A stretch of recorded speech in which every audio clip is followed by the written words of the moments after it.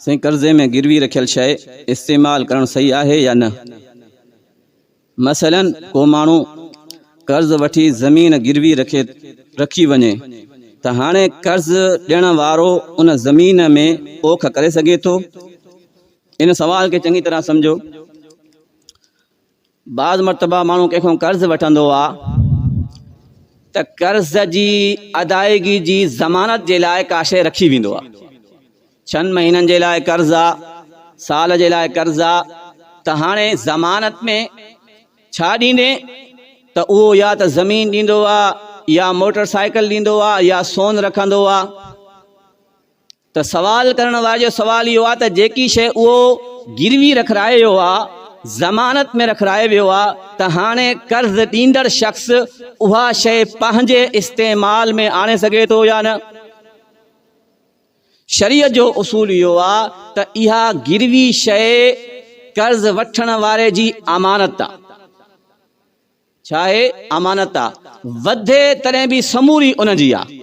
मसलन को तव्हां वटि बकरी रखायो, बकरी जेकॾहिं उन जा फर वधंदा त इहे उन साॻे मालिक जा आहिनि, तव्हांजा न आहिनि।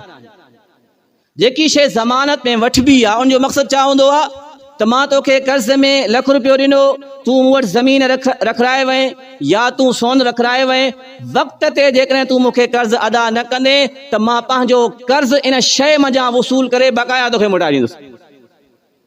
ज़मानत वारी शइ जो मक़सदु इहो हूंदो आहे।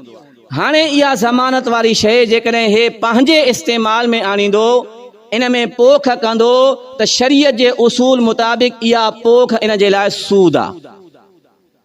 छा आहे? सूद आहे, हराम आहे। वजह छा आहे? इहा ज़मीन तो वटि रखियल आहे कर्ज़ जे करे। ऐं नबी सिंह जी हदीस मुबारक आहे, कुल्लु कर्ज़िन जर्र नफ़अन फहुव रिबा। हर उहा उधार जंहिं उधार जे करे माण्हू कंहिं क़िस्म जो फ़ाइदो वठे थो, उहो फ़ाइदो हराम आहे, उहो सूद आहे। ज़मीन रखियल आहे कर्ज़ जे बदिले, इन कर्ज़ जे करे तव्हां उन ज़मीन मां फ़ाइदो वठो था पिया, त इहो फ़ाइदो छा आहे? हराम आहे, सूद आहे। तव्हांखे जेकॾहिं ज़मीन ॾियणी आहे, तरीक़ेकार इहा आहे त तव्हां उनखे ज़मीन गिरवी न ॾियो, उनखे ठेके ते ॾियो।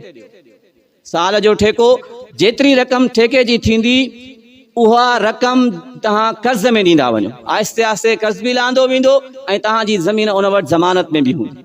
उन शइ मां फ़ाइदो वठणु कर्ज़ ॾियण वारे जे लाइ इहो हराम आहे।